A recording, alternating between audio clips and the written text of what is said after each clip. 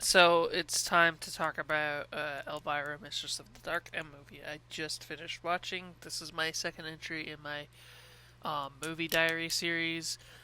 I just finished watching it, so my thoughts on this movie are pretty fresh. I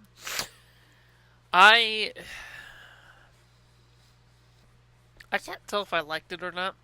It's very loosely structured around a plot involving Elvira um, quitting her job, wanting to go to Vegas, and learning that her great aunt is dead. So she goes to Massachusetts to collect the inheritance she's offered. And I say very, very loosely, uh, based around this plot. Oftentimes, the plot feels like just kind of an excuse to have Elvira's sex appeal explored on screen. Um, she often makes jokes throughout the movie that are incredibly lewd, and this is very much within the character of Elvira, as far as I can tell. I'm not too familiar with Elvira outside of pop culture osmosis.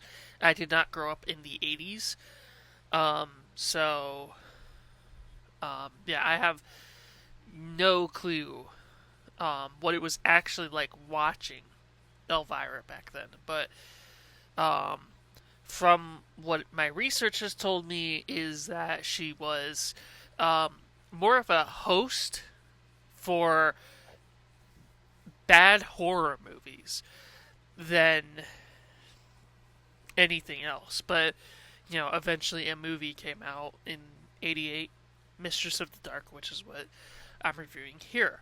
I have done um, quite a bit of research to the point where I can say that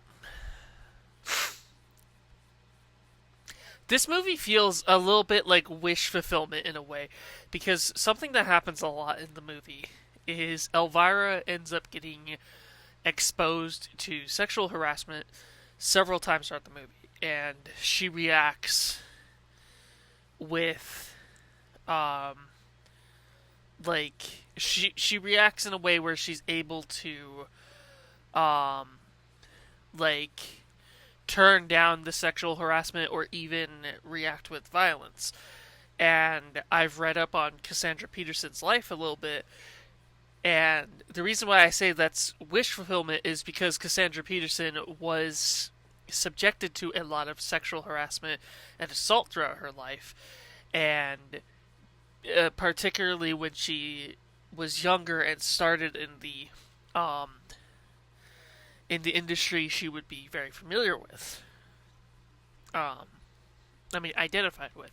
And so as a result, it feels like all the sexual harassment that happens to Elvira um, is Cassandra Peterson saying, hey, this kind of stuff happened a lot to me. But at the same time, with the way she's able to retaliate against it, it feels like Cassandra Peterson saying, I wish I was able to do that, but unfortunately, with how, um, very famously, with how Hollywood and all these other industries are set up, especially back then, retaliation against sexual harassment and assault often leads to another form of retaliation, such as getting fired.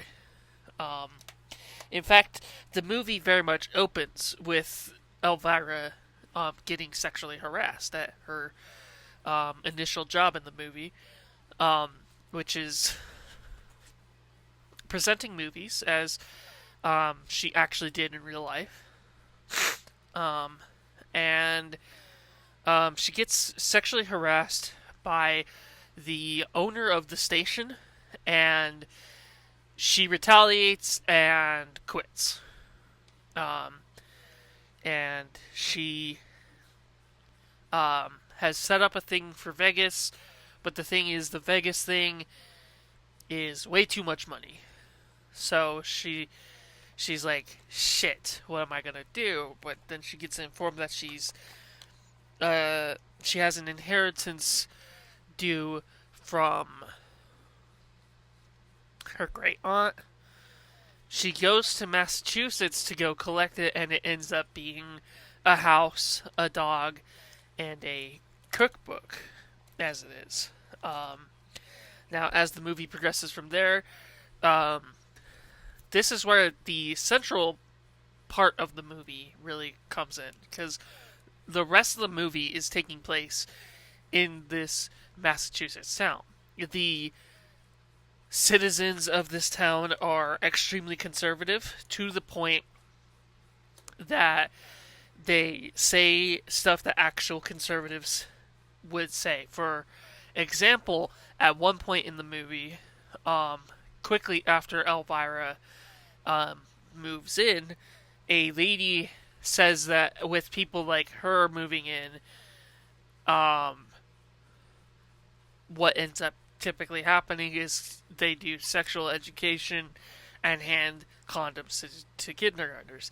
And my reaction to that was that that was an extremely accurate depiction of what conservatives end up saying.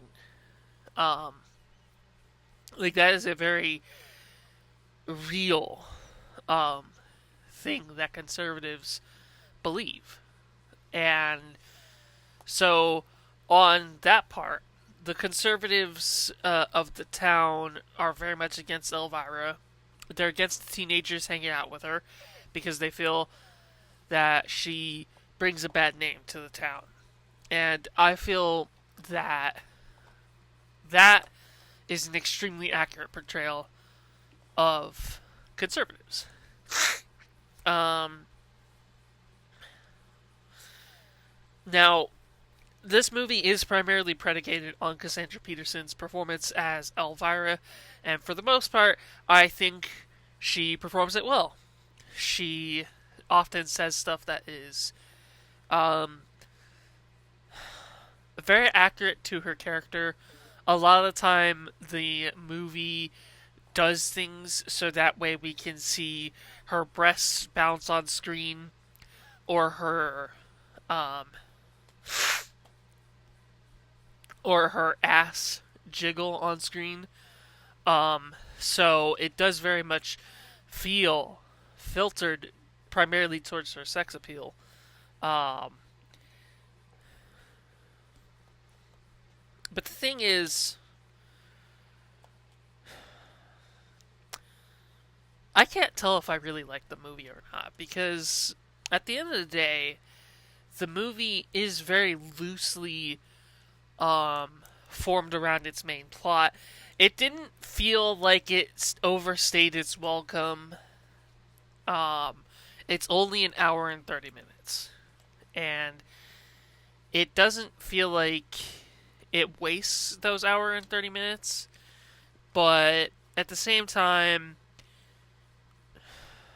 I'm very hesitant to call it a good movie. It's very much a trashy movie, but in an intentional way. It feels like it's very intentionally being trashy. Um, so I feel like it's one of those mileage may vary types. Um, I know that the movie has gotten a cult following over the years, and that feels very appropriate.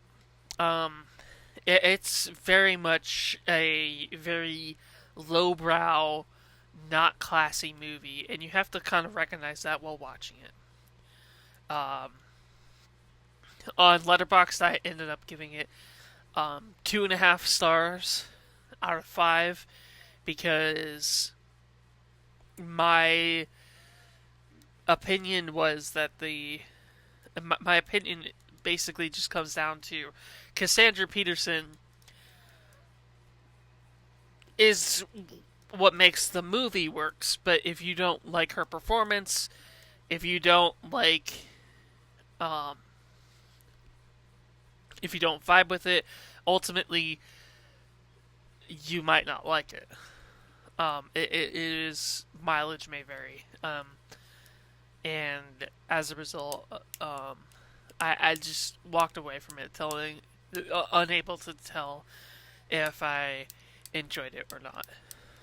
Um, but yeah, that's my movie diary discussion of Elvira, Mistress of the Dark from 1988. Thank you.